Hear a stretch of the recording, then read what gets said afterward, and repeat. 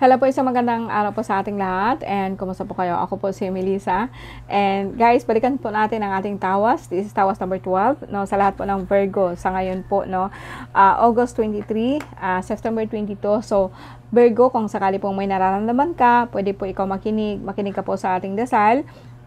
And tingnan po natin kung ano po nangyari sa inyo via sa tarot card. Pwede po ako magbigay po sa inyo ng herbal or sakaling example po kung ano po ang pwede po natin gawin. But in this time, no, alam ko po kasi na ang lahat po ng ating sakit is galing po sa ating isipan. So let's see, tingnan po natin kung ano po nangyayari po sa inyo. So let's begin by praying, no, sa lahat po ng mga nandito po ngayon, no. Buksan po natin ang ating isipan, ang ating puso, isipan, and isipin po natin ang source, or sabihin po natin kung saan ka po talaga nanggaling. Huwag mong isipin kung ano man po dyan, basta po kung saan ka po nanggaling, no. Let's buksan po natin ang ating puso, isipan, kung saan po ikaw nanggaling.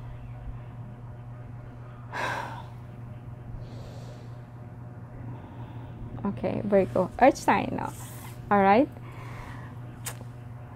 let us begin, no.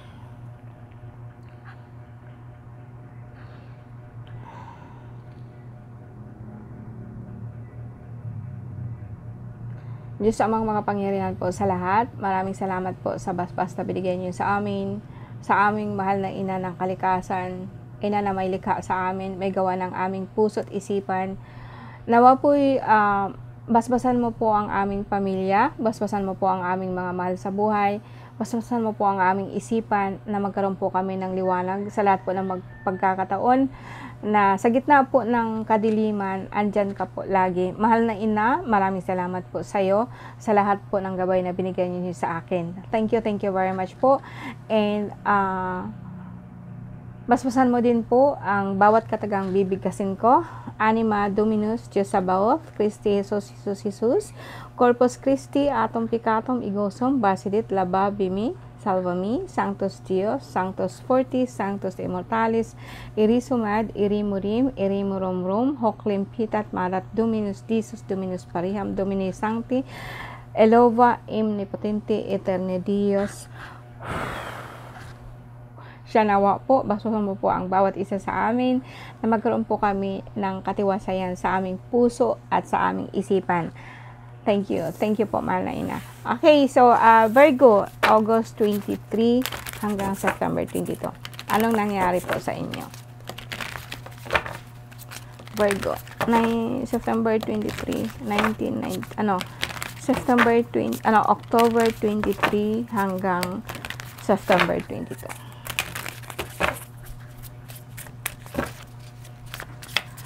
Diyos Ama, bigyan mo po ako ng kaliwanagan sa aking isipan. Nawa po.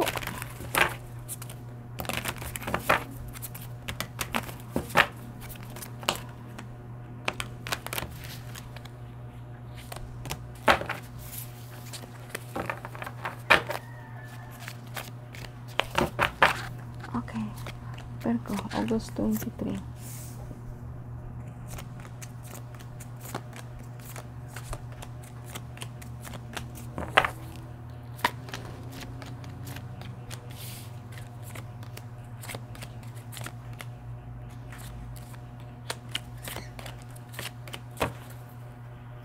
Okay, Virgo, no?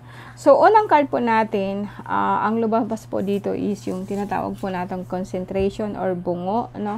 Grabe po ang nararamdaman mo, and masakit po talaga ang ulo, lagi po ikaw, parang yung lagnat mo nasa ilalim lang, no?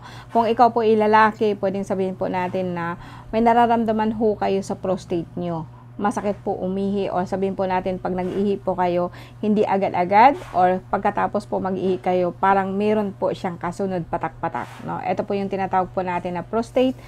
And sa babae naman po, mayroon ako nakikita sa mattress nyo, parang pero sa akin po talaga po guys, no, lagay po yan, no. Ang kahit po yung tinatawag po natin na bato po sa ihian mo, or sa lalaki po na lagusan, nagsabihin po natin na crystalline, lagay po siya lahat, no.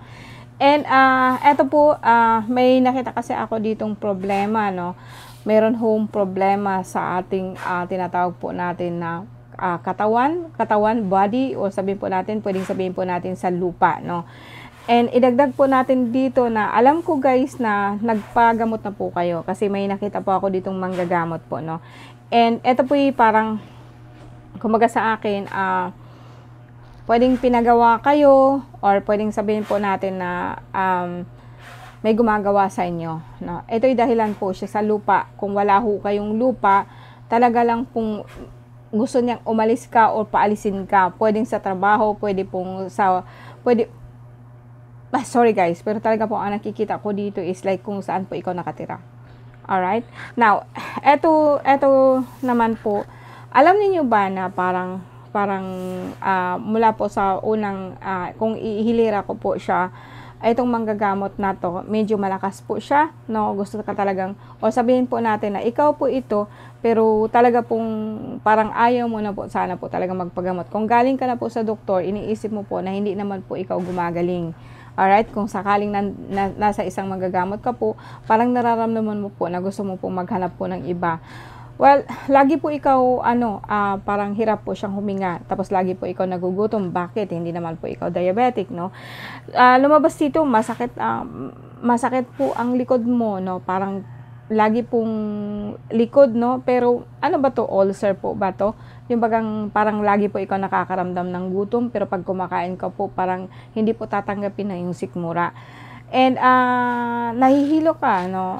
May lagnat sa ilalim, parang hirap huminga. Pero wala akong nakikitang problema po sa dugo. Sabihin po natin na sa kidney, kung halimbawa lalaki ka nga po, parang nahihirapan ka po doon. Pero lahat po kasi ito lagay, no? So unang-una kasi, ang problema kasi dito is like sobrang inggit, no? Or pinagbibintangan, parang ang gusto nilang parang ang inaano nila sa iyo is just like nagugutom sila, ginutom mo sila. Nagugutom sila, ginugutom mo sila, no? Which is hindi naman po yung totoo. And ito naman po kasi dito, mayroon po ako nakikitang sumunod po dito is like lupa. Gusto po ikaw paalisin. Alright? Sumunod. Ang nangyari nito is kung sino, may nakaaway ka po na pamilya mo lang. Pamilya mo lang po talaga po ito. Sila po ang nagkakaroon ng problema na nag-iisip po sila na ginugutom mo sila. Now, kung lalaki ka, iniwan mo ba yung pamilya mo? May iniwan ka po bang mga anak? May iniwan ka po bang pamilya? Eto, naniningil na sila sa'yo, ha? Ipaparamdam nila sa'yo kung ano po yung nararamdaman nila. Like kung parang lagi kang nagugutom, masakit po ang tuhod. Bakit parang hinang-hinang ka, parang hindi ka nakakain, no? Ito lahat, siya, ha? Kahit anong kain mo, parang gutom ka pa rin, no? So, ito, guys, sa lahat po ng Virgo dyan, bababae ka man o lalaki, ang mattress mo parang may bukol po siya, no? And I tell you what, hindi po talaga ito gagaling po sa kahit na anong medisina. Kasi ito po lahat po is spiritual, no? So, see, kung tingnan natin sa pangalawang po natin, kung ganun pa rin po ba. Virgo. August 23 hanggang September 22.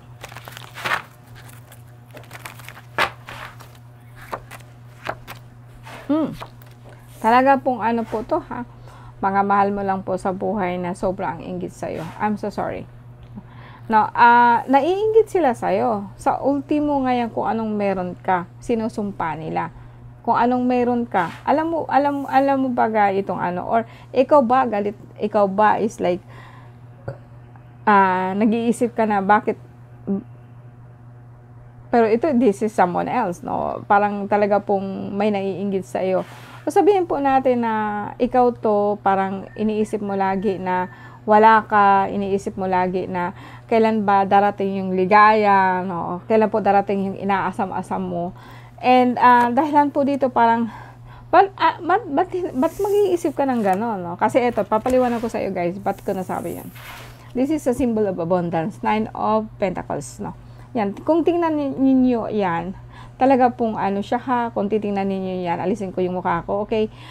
Kung titingnan po ninyo yan, nagsisimbolize po siya ng masaya siya in in all aspects sa life.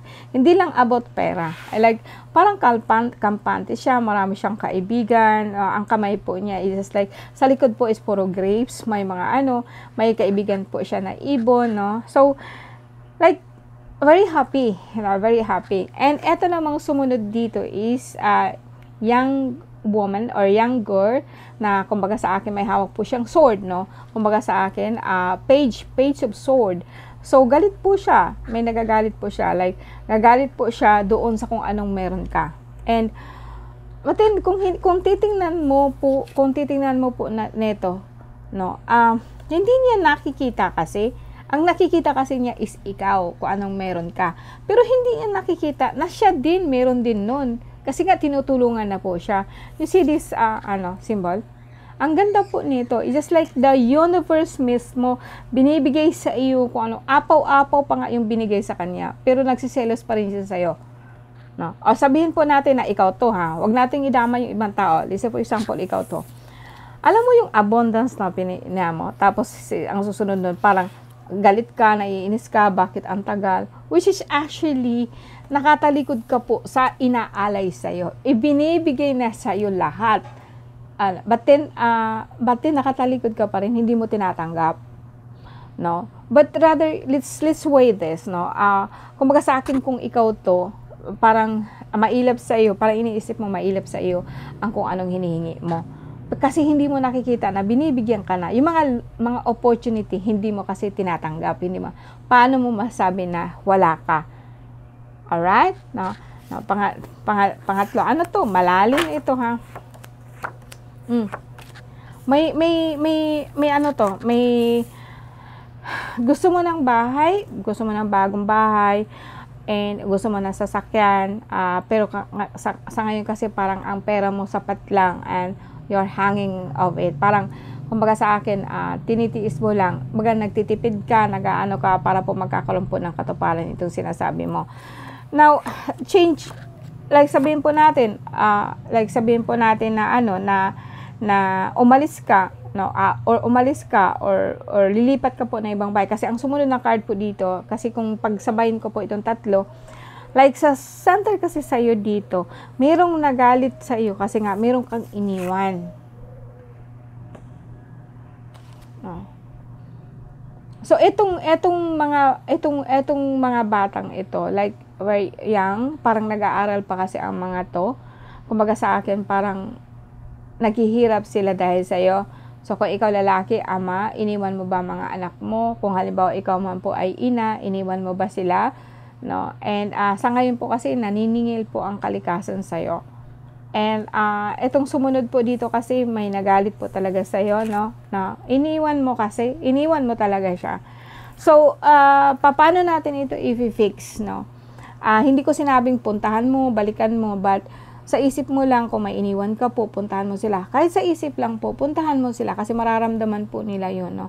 Na iparamdam mo sa kanila na hindi mo sinasadya, no? Na iwanan na. Kasi yung sitwasyon kasi natin, kung nangyari na, wala na po tayong magagawa nun. Kahit anong gawin po natin, hindi na po yan maibalik. Yung galit po nila ongoing na, nailagay na, dinagdagan pa po dito ng mangkukulam po na ito na, kumbaga sa akin, siya po talaga ang nagpupursige. Isa ito sa dahilan, guys, kung bakit ang ating mundo is like parang napakahirap sa ngayon, pahirap po ang mundo po natin, dahil po ito sa mga nakaraan po na mga generation po. Akala po natin namatay na yung lula natin na mangkukulam, o namatay na po yung lula natin manggagamot, which is also pass on. So, kung hindi naman po, yung mga namamatay po ng mga negative energy, papasok po ito sa mga tao po na negative. Hindi siya negative. At the time po na nagde-depress ka masyado, lalapit po itong negative na to, siya po ang magbibigay sa kanya ng kung ano-ano. And dahil patay na po siya, wala na po siyang magagawa, papasok po ito sa ibang katawan, sa ibang pag-iisip. And then ito po ang aanuhan niya lagi na ganito, ganyan. Kasi wala naman po, ang mga bata po guys, they are innocent. Wala po silang ganito. Pero bakit po may mga bata po ngayon na parang gano'n na po, no? Kung titingnan ko, hindi po talaga sila bata. It is because of someone else or something else, or kung ano pa, lula po nila or auntie nila or sino man po na nagbibigay po ng negatibong energy po sa isipan nila. So, how can you do this? How can you fix it?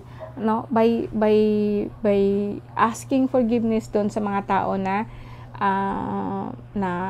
halimbawa hindi mo talaga makaya, naiwanan mo sila, iniwan mo sila, they are thinking of that. Yes, they are thinking na iniwan mo sila, but maybe it's not true, pero ito kasi yung nasa isip nila dahil nga po dito sa negative energy na bagang nagaano sa kanila. So, kung ang lalaki, kung ang problema mo is prostate, actually, ang prostate po is tiyanak po yan. Okay, tiyanak yan. Mga tiyanak po yan na kumakain. So, gawa po yan, tinatawag po nating incubus na kung tawagin. Ginagawa po nila yan o binubuhay po nila yung mga fetus po actually na namatay na. So, sa mga taong mangkukulam, alam po nila yan. And ngayon, ito po ang dumadali sa iyo. Kung halimbawa po isa ka pong babae, ang tama mo po yung nasa mattress, the same thing. Kung saan ang lalaki, pag ang prostate ang tama nila, fetus po yan. The same thing sa babae. So yung mattress po natin, kung saan nanggaling yun, ibabalik po nila yan dyan. So kaminsan, barado. So it's hard to explain. Hindi ko po ito ipapaliwanag dito ngayon. Ang gusto ko lang pong gawin mo is like kung kailangan mo talaga ng pananggap, pwede po ikaw kumuha sa akin. Pwede ka pong kumuha sa akin ng bark kasi yung bark po kasi ito po gamot po siya sa barang. No? Yes, barang. Hindi barang ang nangyari sa iyo, be. Parang parusa po ng kalikasan. So, pwede po natin tanggalin yan basta as long as yung puso mo baga malinis, no? Kung totoo po sa iyo na mayroon ka pong naiwanan nang hindi mo sila sadya, humingi ka po ng tawad sa kanila. It's not necessarily na puntahan mo sila, no? Na humingi ka ng tawad sa kanila. Humingi ka ng tawad higit po sa lahat si Diyos Ama, sa mahal na inang kalikasan, sa mahal na ina na nagawa sa iyo. Maghingi ka din po ng tawag sa sarili mo if you fail somehow, someway, and then hingi ka po ng tawad dun sa mga tao po na and this energy po magsi-circle po yan, no? Either way, maririnig man nila o hindi, not in personal, sa isip lang po, no? And humingi ka po ng tawad sa kanila and mag-igi po ang pakiramdam mo, mag-igi po, mag-o-okay po kasi sama po ito ng loob. Alright, sa lahat ng mga nandito ngayon, see you po again, no? Virgo po, no? And let's end by praying. Okay, magdasal po tayo, no? Na alisin, bigyan po ng hustisya itong mga bata, itong mga fetus, itong ginawa nila, no? Alright, Reina Trinidad, Verbo Jesus, Satradar Makmamitam, Adam Aktam Adonai, Sancto Cristo, Proxy Omnipotenti, Sancto Illuam Semperternus, Dios Omnipotentis, Dios in Cali in Tierra, Sancto Proxy Cristo Jesus, Illumini Populi. So, maraming salamat guys, no? We are 17 minutes, so medyo matagal-tagal po. Maraming salamat po. Thank you very much po. Bye.